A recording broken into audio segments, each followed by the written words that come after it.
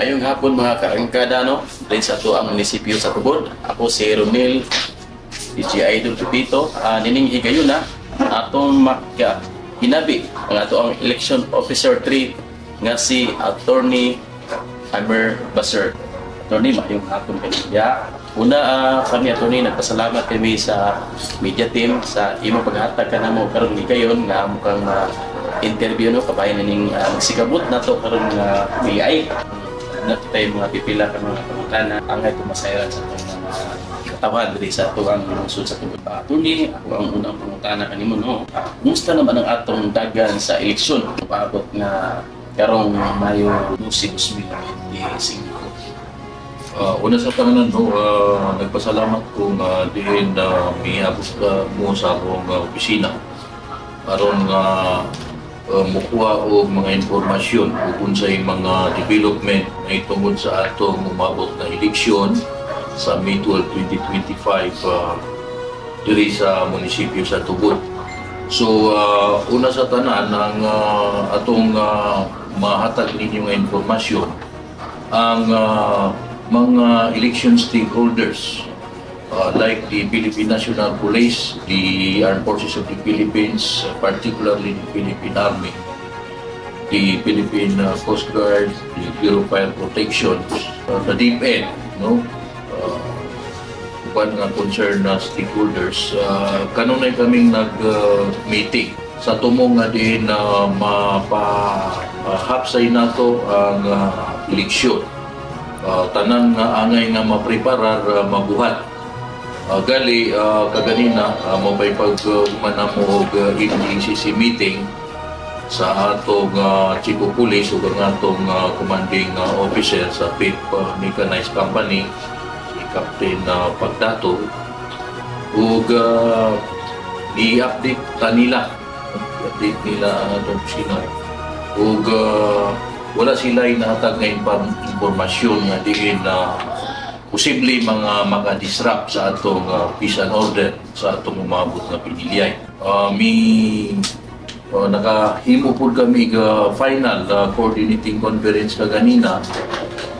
Giyatinan po kini sa uban nga stakeholders. Ug gipangayowan nato sila og reports susama pananglitan sa atong opisina sa Municipal Health Officer na atong gi-request nga diin niyana nga mga panahon sa May 12 ma-open ang atong opisina sa Health Center aron kung adunay mga sitwasyon nga nabay mga makulaps na mataas ang mga BP, at least matagaan og first aid ang mga butante. Mausap ang atong DepEd supervisor, i-inform po kita nga diin na preparado ang iyang mga maestra mo-serve as electoral boards ug preparado na usap ang mga rooms na mo-serve as polling places. Mausap ang atong MDRT mo nagatag po ng informasyon na sila mag-monitor para kung adunay kailangan nga ma-respondihan matagaan nila og aksyon. Ang atong Bureau of Fire Protection mag-andam po sila kung may mga sunog, at least makarespondi po. Usap ang atong Philippine Coast Guard, may tambong kaganina, nagatag po ng informasyon na ready sila sa ilang responsibilidad sa maong pinilihan.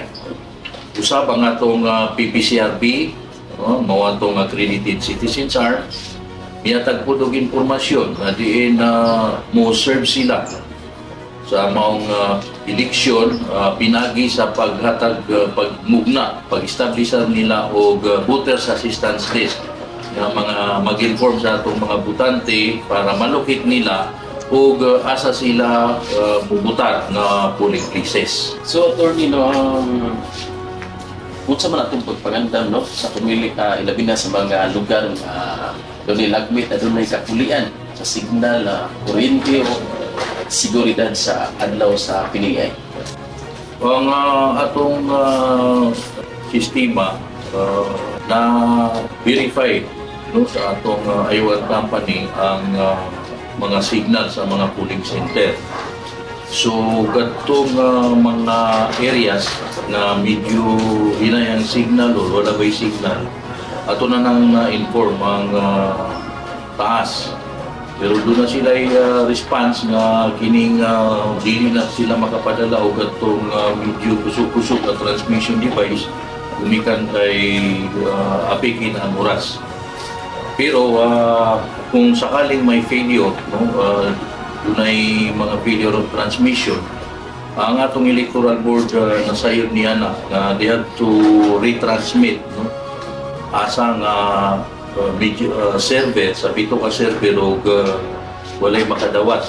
Kung imposible gyapon, then doon na tayo designated transmission area, no, ang atong gymnasium para nga masiguro gyud nga madawat nato ang election results through transmission. Pero ang atong balaod nagingon kung dili na gyud imposible ang transmission, so doon na tayo alternative na kanang manual uploading of the election results through the main USD card. So, attorney no, sa kaya oras mo nga pwede masugdan ang masugdan o matapos nga ito ang pagbuto para maabot. Oh, okay. Importante kayo ni.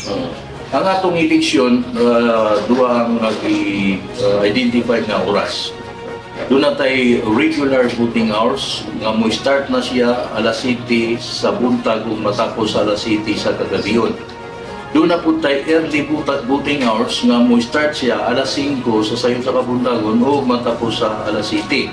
That means to say, kay doon naman tayo early voting hours to start at 5 p.m., ang atong election is magsugod sa alas 5 sa kabuntagon hangtod sa alas 7 sa kagabiyon.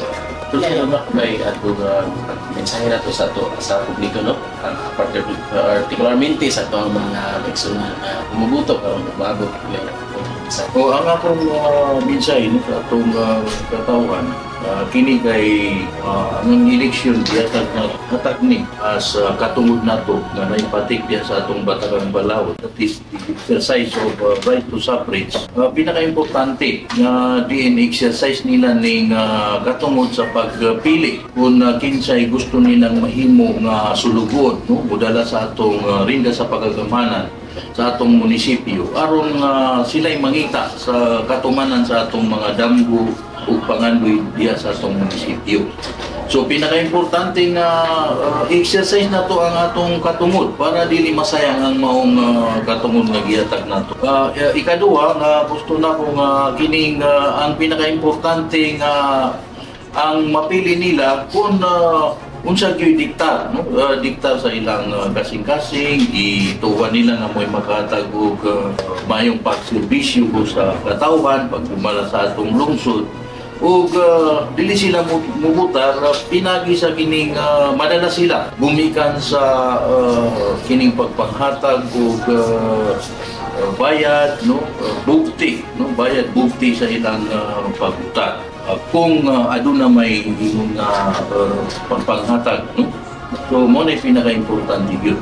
Ug mo-cooperate sila sa kining tumong na to nga makabot na to ang hapsay, limpyo nga piniliay karong umabot na Mayo 12.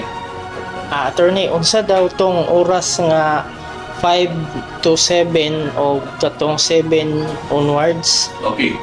Ang 5 to 7 mo nang gitawag na to early voting hours. Intended ka na niya itong mga tante nga mo enjoy og express lane. Susama pananglitan sa mga puros, mga masakiton, senior citizens, persons with disability.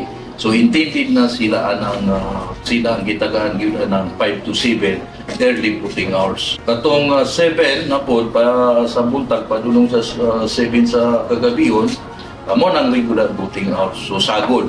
But despite of that, kung datong dili makaputar at tong 5 to 7 na early voting hours, they can still be accommodated under the express lane at tong regular voting hours. Unsay mga dadon o bawal dadon sa mga botante dito sa ato ang voting centers. Ang hinadili, kailangan di kita mo dala og mga pinagiban. Hindi pwedeng kanang nay manghatag og mga kwarta ba diya sa sulod sa presinto. Kailangan po ang atong mga military, PNP, barangay tanod, mga barangay officials, key officials sa atong balaod, they should be 50 meters beyond the polling places.